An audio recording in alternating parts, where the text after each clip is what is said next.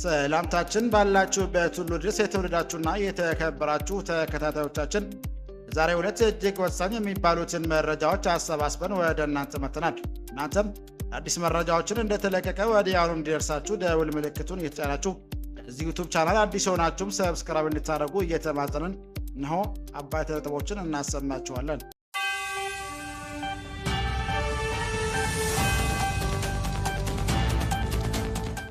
ህወሓት የፕሪቶሪያ ስምምነት ከተጣሰ በዝምታ አልቀመጥም ሲል አስጠነቀቀ። አፍሪካ ህብረት፣ አሜሪካና የአውሮፓ ህብረት ከመግለጫ ባለፈ እርምጃ እንዲወስዱ ማሳሰበ። ከየካቲት 6 2018 ዓ.ም የህዝባዊ ወያነ ሓርነት ትግራይ ህወሓት ሊቀመንበር ደብረጽዮን ገብረሚካኤል ፕሪቶሪያ የሰላም ስምምነት የሚጣስና በድርጅቱ ላይ ጥቃት የሚሰነዘር ከሆነ ፓርቲው ከዝምታ እንደማይቀመጥ አስጠነቀቁ።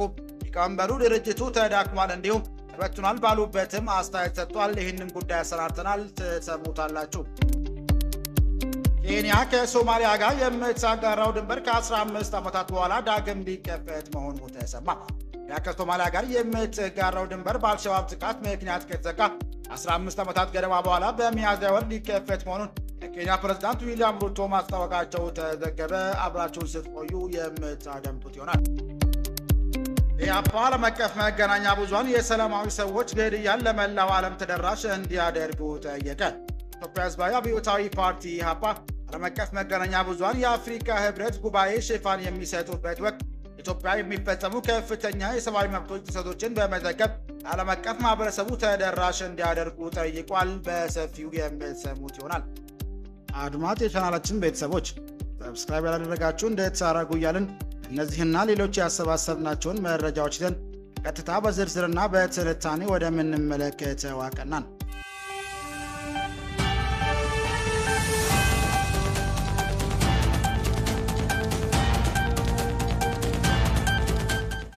ህወሓት የፕሪቶሪያ ስምምነት ከተጣሰ ዝምታ አልቀመጥም ሲል አስጠነቀቀ።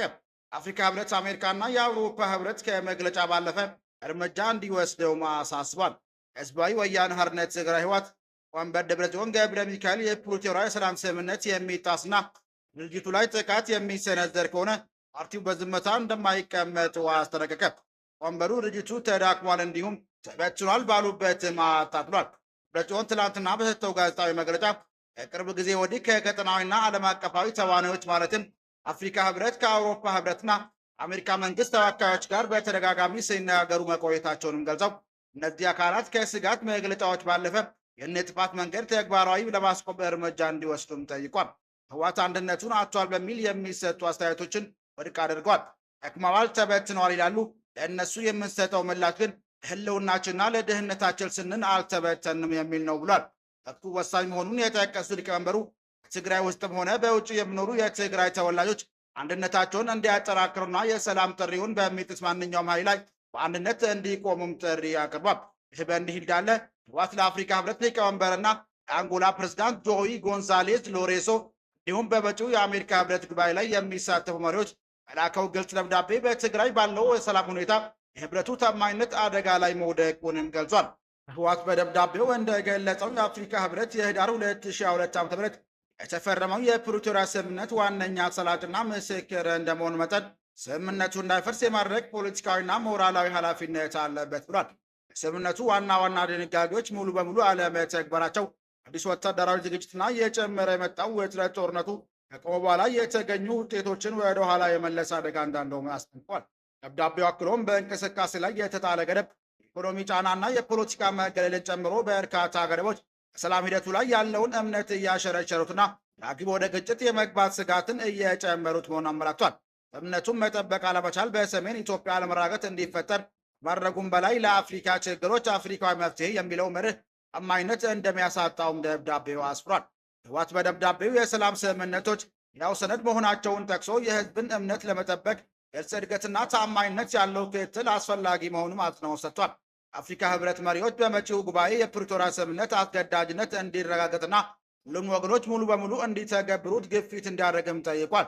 ተጨማሪም ስምምነቱ የተጠቀሙት የህብረቱ የክትትልና ማረጋገጫ ስርዓት በአስቸኳይ እንዲነቃቃ፣ ህገ መንግስታዊ ስርዓት እንዲመለስ፣ ሲቪሎች ጥበቃ እንዲደረግላቸውና ተፈናቃዮች ወደ ቀያቸው እንዲመለሱም ጥሪ አቅርቧል። ባለፈው ሰኞ ባወጣው የተለየ መግለጫው ህወሓት የፌዴራል ኃይሎች የፕሪቶሪያን ስምምነት በመጣስ በትግራይ ክልሎች እየተንቀሳቀሱ መሆናቸውን ጠቅሶ ነበር። ፓርቲው እንዲህ አይነቱ እርምጃ የታጠቀ ግጭትን ዳግም የመቀስቀስ አደጋ እንዳለውም አስጠንቋል። ፌዴራል ባለስልጣናት አሁንም ከፍተኛ ቁጥር ያላቸው የትግራይ አካባቢዎች እየተቆጣጠሩ እንደሚገኙና በርካታ ተፈናቃዮች ወደ ቤታቸው መመለስ እንዳልቻሉም ድርጅቱም ገልጿል። ህወሓት አለመግባባቶች በውይይትና በፕሪቶሪያ ስምምነት ማዕቀፍ ለመፍታት ያለውን ቁርጠኝነት ቢገልጽም የቀጠለው ወታደራዊ ጫናና የስምምነት አስተጋበር ዘግየቱ ቀጠናውን ወደ አዲስ አለመረጋጋት ሊገፋው እንደሚችል አስጠንቅቀዋል።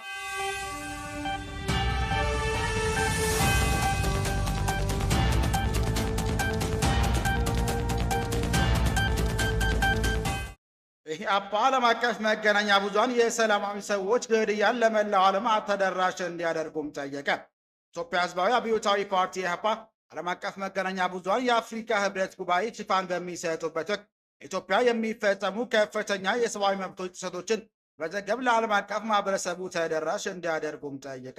ፓርቲው ዛሬ ማለዳ ባወጣውና ለአዲስ ማለዳ በላኩት መግለጫ መገናኛ ብዙሃኑ በኢትዮጵያ የአፍሪካ ህብረት የመሪዎች ጉባኤን በሚዘግቡበት ወቅት እውነት፣ ተፈላጊነት፣ የነጻነትና ለህዝቡ ተጠያቂ በመሆን መሰረታዊ ጋዜጠኝነት መርሆችን እንዲያከብሩ አሳስቧል።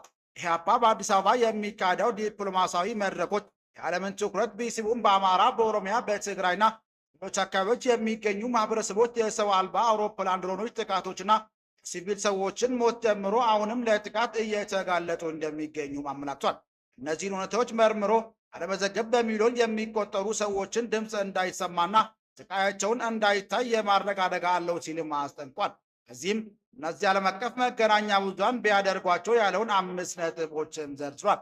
አዲስ አበባ ውጭ ስላሉ ቀጣይ ጥቃቶች የተረጋገጡ መረጃዎችን እንዲፈልጉ፣ ጥቃት ከደረሰባቸው ማህበረሰቦች ሰብአዊ ረዳት ሰራተኞችና ከገለልተኛ ታዛቢዎች ጋር እንዲነጋገሩ፣ ጋዜጠኞችን፣ ፖለቲከኞች፣ የሰብአዊ መብት ተሟጋችና ሺዎች የሚቆጠሩ ንጹሐን ዜጎች በመንግስት አማካኝነት ዓመታት ያለ አግባብ ሲታሰሩ የሚገኙባቸውን እስር ቤቶች እንዲጎበኙ፣ በጥንቃቄ የሚዛናዊና የድፍረት እንዲዘግቡ፣ ሰላማዊ ሰዎች ስቃይ በመሪዎች ስብሰባና አዲስ አበባ ደማቅ መብራቶች እንዳይሸፈን እንዲያደርጉም ጥሪ ያቀርበዋል።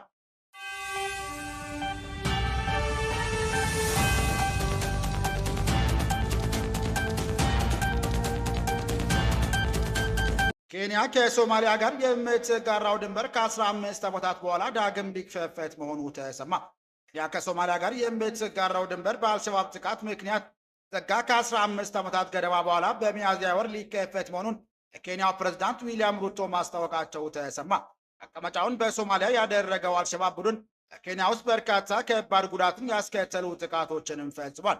በ2013 በዋና ከተማዋ ናይሮቢ በሚገኝ የገበያ ማዕከል ላይ የፈጸመው ጥቃት 67 ሰዎችን ሲገድ ከ2 ዓመታት በኋላ ጋሪሳ ዩኒቨርሲቲ ላይ የፈጸመው ጥቃት ደግሞ 148 ሰዎችን ሕይወት ቀጥፏል። ድንበር የመክፈት እቅዱ ከዚህ ቀደም 2023 ይፋ የተደረገ ቢሆንም በተከታይ የተፈጸሙ ጥቃቶች ድንበሩን የመክፈት ዝግጅቱን አራዝሞታል ብሏል። ፕሬዝዳንት ዊሊያም ሩቶ እንደገለጹት ሁለት ሀገራት የሚጋሩት ድንበር ለመክፈት የታሰበው ከዓመታት የጸጥታ ምዘና በኋላ ሲሆን እርምጃው የደህንነት ስጋትን እንዳያስከትል ከፍተኛ የጸጥታ ኃይል እንደሚሰማራም አክሏል። ኬንያ በድንበሩ አካባቢ የሚንቀሳቀሱ ህገወጥ የጦር መሳሪያዎች መኖራቸውና ሌሎች የኮንትሮባንድ ዕቃዎችን ስለሚዘዋወሩ ሀገሪቱ ስጋት ላይ ነው ብለዋል። ኬንያ ፕሬዝዳንት ድንበር የመክፈት እቅዱን ያስታወቁት በኬንያ በሰሜን ምስራቅ ወደምትገኘው ብዛት ያላቸው ሶማሊያውያን መኖሪያ በሆነችው የድንበር ከተማ ማንዴራ ባደረጉት ጉብኝት ወቅት ነው። በኤክስ ገጻቸው በማንዴራ ያሉ ኬንያውያን ዘመዶቻቸውን፣ ጎረቤቶቻቸውን በሶማሊያ ካሉት ጋር መገናኘት አለመቻላቸው ተቀባይነት የለውም ብሏል። ድንበሩ መከፈት ድንበር ተሻጋሪ ንግድን እንደሚያበረታታና ለሀገራቸው ህዝባቸው ጋራ ብልጽግና እንደሚያሰፍንም ሩቶ ተስፋ አድርጓል። ፕሬዝዳንቱ ባደረጉት ንግግር ብዙውን ጊዜ የጥቃት ኢላማ የተደረገችው የማንዴራ ነዋሪዎች በሙሉ አልሸባብ ላይ የሚደረገው ዘመቻ እንዲሳተፉም ጠይቋል። እነዚህ አልሸባቦች ዋጋ ቢስ ናቸው። ኬንያ ከእናንተ ጋር እንደምትሰራ አራግጥላቸዋለሁ። እናንተም እነዚህ ወንጀሎችና አሸባሪዎችን በመዋጋት እኛን እርዱን ብሏል። ወይስጊተት የገበያ አዳራሽና ጋሪሳ ዩኒቨርሲቲ ላይ ከተፈጸሙት ጥቃቶች በተጨማሪ በኬንያ ውስጥ ሌሎች ዋና ዋና የአልሸባብ ጥቃቶች 2014 በማንዴራ ግዛት 28 የአውቶቡስ ተሳፋሪዎችን የተገደሉበትና ከ5 ዓመት በኋላ ደግሞ ናይሮቢ በሚገኝ ሆቴል ላይ በተፈጸመው ጥቃት የ21 ሰዎች የሞቱበትም ይገኙበታል። ኬንያ 2015 በወታደራዊ ስጋት ምክንያት በሁለቱ ሀገራት ጋራ ድንበር 680 ኪሎ ሜትር ርዝመት ላይ አጥር ግንባታ የጀመረች ቢሆኑም ከ3 ዓመታት ገደማ በኋላ 10 ኪሎ ሜትር የሽቦ አጥር ብቻ 35 ሚሊዮን ዶላር ወጪ ከተገነባ በኋላ ፕሮጀክቱም ታግዷል። ክቡራን አድማጮቻችን ለዛሬ ያዘጋጀንላችሁ መረጃዎች ይህን ይመስል ነበር። ሰብስክራይብ ማድረግ ደውል ምልክቱን መንካት እንዳይጠፋችሁ እያልን ሌላ ዜና እስክንገናኝ ድረስ